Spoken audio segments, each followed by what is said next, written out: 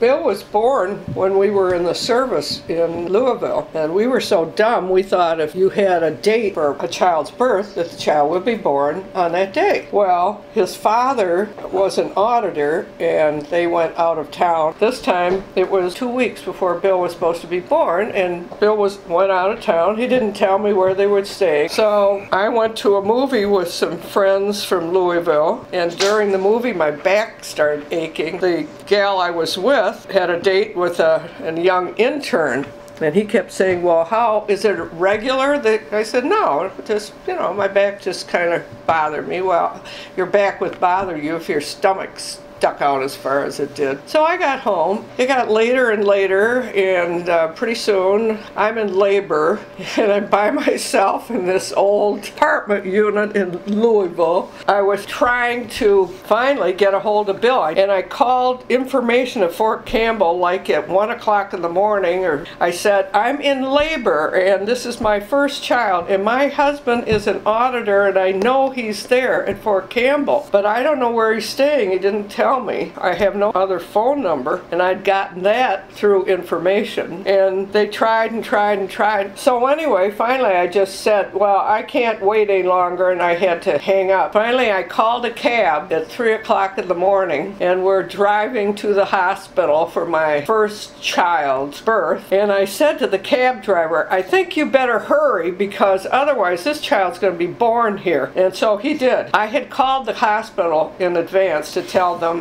that I was coming by taxi, and they called the doctor. And so when I got there, somebody was at emergency, and he was born 45 minutes later. Bill finally arrived from Fort Campbell. Somebody had eventually gotten a message to him saying that he had a child born, but they didn't know whether it was a boy or a girl, and so he thought there was something wrong with the baby. And so he said he's praying the rosary all the way to the hospital, but there was nothing wrong with Bill. He was perfect shape, but that's not the greatest way to have your first child. I'm Jill, and I'm the middle, number 5, and Bill was my older brother who did no wrong. Real dirt you have to get from Francie, but Bill was always very even-handed, always wanted to follow things by the rules. One day Charlie was accusing Jeff of taking his Fritos, and there was a big hoopla over this, and so Bill decided that there should be a court of law established, and so up on the landing on the second floor they set up this whole trial thing, and Bill was going to oversee the trial of Jeff versus Charlie. Unfortunately, it was quickly adjourned when the evidence was found in Jeffrey's closet, the empty bag.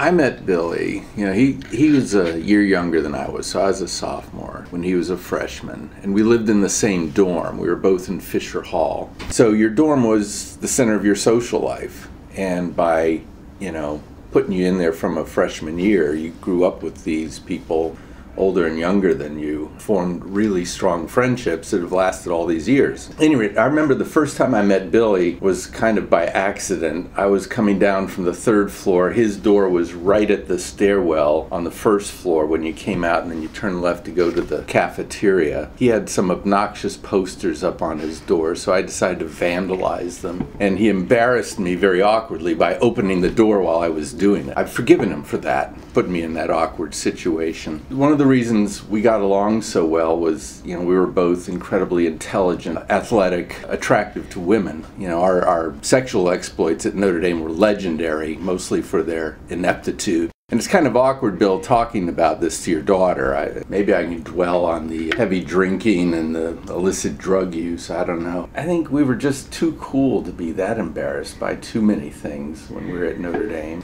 We were paragons at our apex, it seemed like. We had the world by the tail on a downhill drag. Notre Dame has been a type of cult I've been born into.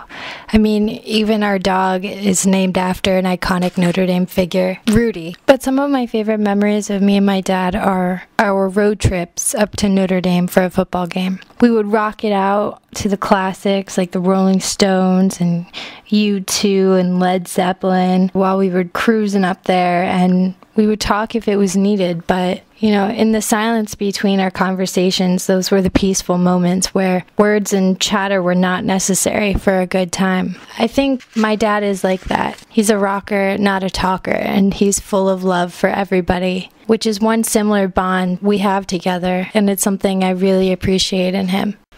Happy birthday, Bill. Another year has passed for you. It's time to cut the cake and celebrate.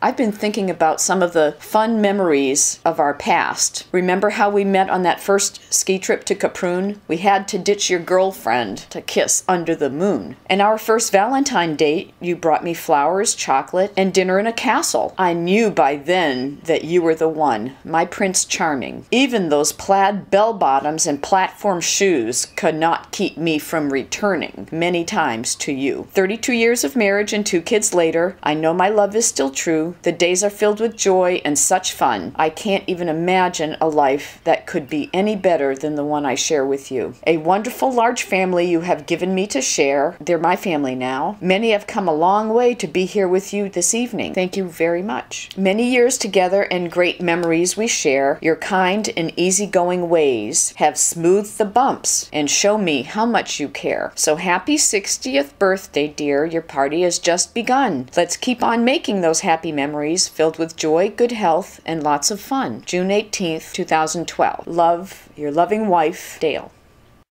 Bill, this is your mom. It's hard for me to believe that you're 60 years old. I just can't believe how the years have flown by and that you're the father of 2 children. Thank you for everything that you've done for us and for making us so proud of you. You are a wonderful, wonderful person, and I hope you have the rest of your life is even better than the first 60 years. Bill, I hope you have a great 60th birthday. Been the best, oldest brother, always supportive, always the half-full kind of guy. Always so appreciative of everything, and I just wish you the best birthday and lots of good birthdays to follow. We love you.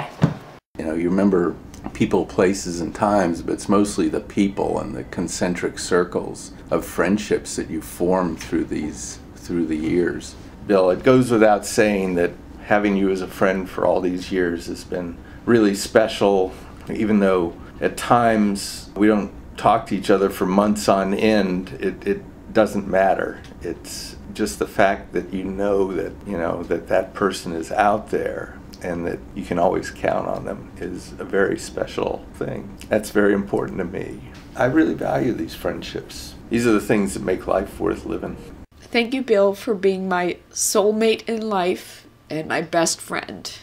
I've had a lot of fun with you.